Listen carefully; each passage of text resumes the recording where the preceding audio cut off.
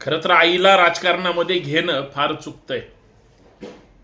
आईच्या वडिलाच्या जीवावर तुम्ही राजकारण करत नाही, तुम्ही स्वतःच्या पायावर उभं राहून राजकारण सुरुवात केली. पण अजितदादांच्या डोळ्यामध्ये पाणी आलं विधानसभेच्या प्रचाराच्या निमित्तानं. म्हणजे कशासाठी? तर अजितदादांच्या विरोधात स्वतःचा पुतण्या उभा राहिला म्हणून. आणि अजितदादांच्या आईनं सांगितलं त्यांच्या बंधूंना, श्रीनिवास पवारांना, की अजितच्या विरोधात उमेदवार उभा करू नको. आता एक आई एका मुलासाठी दुसऱ्या मुलाला, नातवाला उभं करू नको असं सांगेल का?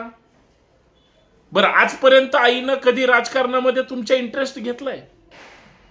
आजपर्यंत तुमची आई प्रत्यक्षात कधी राजकारणामध्ये प्रचार करताना, कुठली भूमिका मांडताना, कुठला उमेदवारी अर्ज भरताना, तुम्ही 6 वेळेस विधानसभा आणि 1 वेळेस लोकसभा लढली. आजपर्यंत वटवृक्षासारखे खंबीर फक्त काकाच होते तुमच्या पाठीशी. आता तुम्हाला ज्या वेळेस घरातला पक्ष फोडल्यानंतर घरातले कुटुंब आता विभक्त झाले, आपल्या विरोधात सगळे गेलेत, त्याच्यानंतर तुम्ही भावनिक राजकारण आईला पुढे करता. बरं, बघा कसं असतं, नियतीचा खेळ सुद्धा तुम्हाला इथंच त्याचं उत्तर द्यावं लागतं. त्याचं कारण सुद्धा असं आहे, एका आईला 2 मुलं आहेत. एक मुलगा स्वतः निवडणुकीत उभा आहे आणि त्यांनी आपल्याच चुलत्यासोबत ज्या पद्धतीची पक्षीय प्रतारणा केली, पक्ष फोडला आपल्याच काकांचा आणि आमदार पळून नेऊन दुसऱ्याच पक्षासोबत संधान बांधलं. त्याच घरातील त्याच दादाचा दुसरा भाऊ ज्यावेळेस स्वतःच्या मुलाला, शेवटी निवडणुकीमध्ये एकमेकांचा बदला घेतलाच जातो, तुम्ही पक्ष फोडला, आता आम्ही तुम्हाला आमदारकीला पाडू, असं कदाचित मग पवार साहेबांनी ठरवलं असेल, सुप्रिया सुळेंनी ठरवलं असेल, त्यांचा मुलगा जो आता योगेंद्र पवार जो अजित पवारांच्या विरोधात आहे त्यांनी ठरवलं असेल. म्हणून अजितदादाच्या सख्या भावानी त्यांच्या मुलाला निवडणुकीत उभं केलं. हा राजकीय अजेंडा फक्त बारामती मधला आहे का?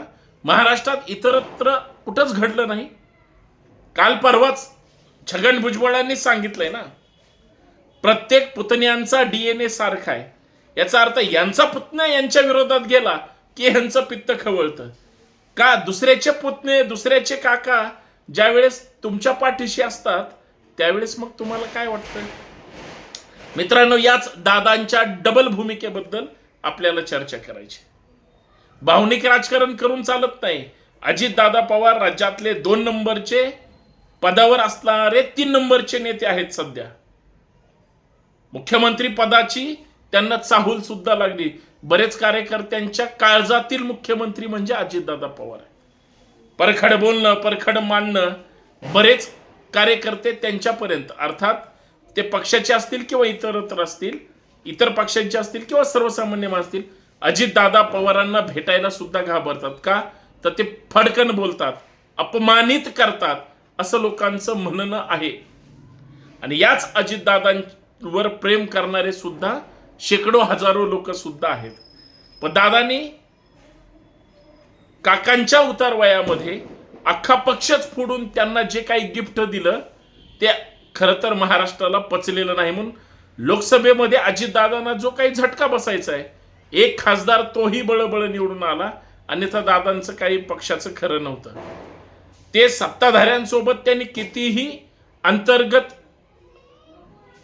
यशस्वी जरी झाले असले तरी प्रत्यक्षात मात्र ज्यावेळी जनतेच्या कोर्टात तुम्ही जाता त्यावेळी जनता ठरवते तुम्ही कशा पद्धतीनं वागता. 2024 विधानसभेची रणधुमाळी सुरू आहे. सगळीकडे उमेदवार आहेत, सगळे नेते निवडणुकीमध्ये उभे आहेत. मुख्यमंत्री महोदय आहेत, दोन्ही उपमुख्यमंत्री महोदय आहेत, त्यांच्या पक्षाचे वेगळे वेगळे नेते आहेत, पदाधिकारी आहेत, विद्यमान आमदार आहेत. काही जणांचं तिकीट कट केल्यामुळं दुसऱ्या पदाधिकारी किंवा कार्यकर्त्यांना उमेदवारीची संधी, आमदारकीची संधी त्या ठिकाणी देण्यात आलेली आहे. आणि त्याचबरोबर काही पक्षातल्या लोकांना हाकलून सुद्धा दिलेलं आहे किंवा त्यांना फक्त घंटा वाजवण्यासाठीच त्या ठिकाणी ठेवलंय, अशी सुद्धा भाषा बोलण्यात आली. आता अजितदादा ज्या वेळेस आता विधानसभेच्या प्रचाराला सुरुवात झाल्यानंतर दादानी 2 भावनिक राजकारणाचे शाब्दिक बॉम्बगोळे सध्या प्रचाराच्या रणधुमाळीत मार्केटमध्ये वळवळ करायला सोडले. ते म्हणजे एक, आईनं सांगून सुद्धा मुलांनी आणि पुतण्यानी अर्थात भावानी आणि त्याच्या मुलांनी ऐकलेलं नाही, अर्थात काकांनी दादांना पाडायचंच हे ठरवलंय असं अजितदादा बोलले.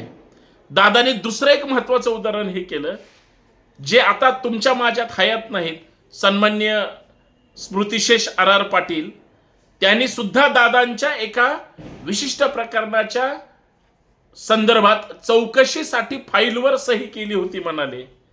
खरं तर जो व्यक्ती तुमच्या समोर नाही आणि जो आता प्रचाराचा मुद्दाच होऊ शकत नाही, काहीतरी भावनिक वातावरण करायचं, डोळ्यातून पाणी आणायचं.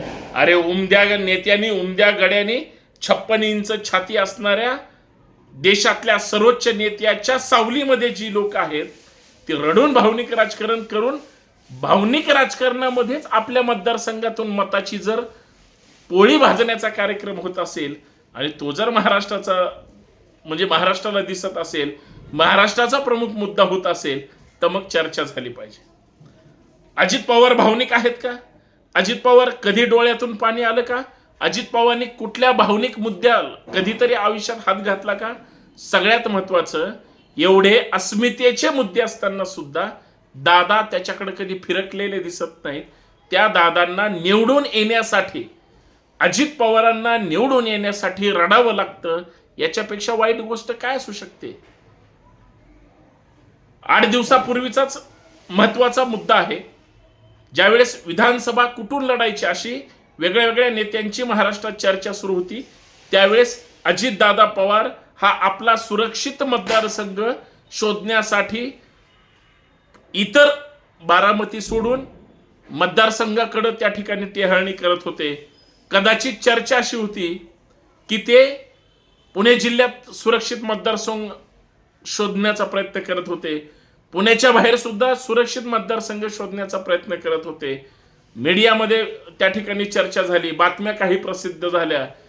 लोकांनी सांगितलं, दादा तुम्ही बारामती सोडून जर लढणार असाल तर कदाचित तुम्ही पराभवापासून पळ काढताय, म्हणून तुम्ही आहे त्या मतदारसंघातच लढलं पाहिजे अशी चर्चा कदाचित त्यांची झाली असावी.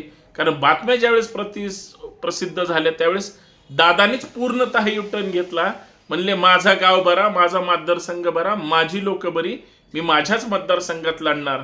कारण ज्या शरद पवारांच्या नेतृत्वाखाली बारामती आणि बारामतीतली लोक आणि बारामतीचा विकास हा देशाला कळाला असं म्हटलं जातं, त्याच बारामतीमध्ये पवार साहेबांना आणि किंवा त्यांच्या उमेदवारांना हरवणं अजितदादांना शक्य होईल का हे उद्याच्या पुढच्या काळामध्ये दिसेलच. पण दादा भावनिक होणं आणि आमदारकीसाठी दादानी रडणं हा खरं तर महाराष्ट्राला जोर का झटका धीरे से लगे असंच वाटतं. पण जेवढा त्रास, जेवढा ताण आणि जेवढं दुःख अजित पवारांना त्यांच्या विरोधात घरातीलच पुतण्या उमेदवार उभा केला याचं आहे, तेवढंच दुःख कदाचित सुप्रिया सुळे, शरद पवार किंवा त्यांच्या परिवारातल्या लोकांना झालं असेल ज्यावेळेस अजित पवारांनी पहाटेची शपथ घेतली, पवार साहेबांना धोका दिला.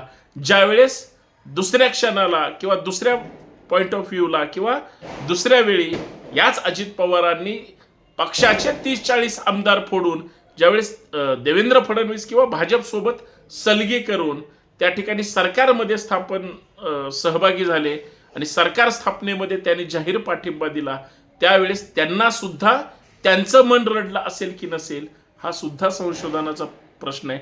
कारण ज्या वेळेस ज्याच्या समोर ज्याचं घर फोडलं जातं त्यावेळेस त्याचे दुःख ज्याचं घर फुटलेलं असतं त्यांनाच ते कळतं. म्हणून असं म्हणतात महाराष्ट्रात तशी म्हण सुद्धा आहे, दादा ज्याचं जळतं त्यांनाच कळतं. खरंय की नाही? धन्यवाद. व्हिडिओ आवडला असेल तर जास्तीत जास्त शेअर करा, सबस्क्राईब करा आणि आपलं हे यूट्यूब चॅनल सबस्क्राईब करायला, फॉलो करायला अजिबात विसरू नका. धन्यवाद. जय महाराष्ट्र.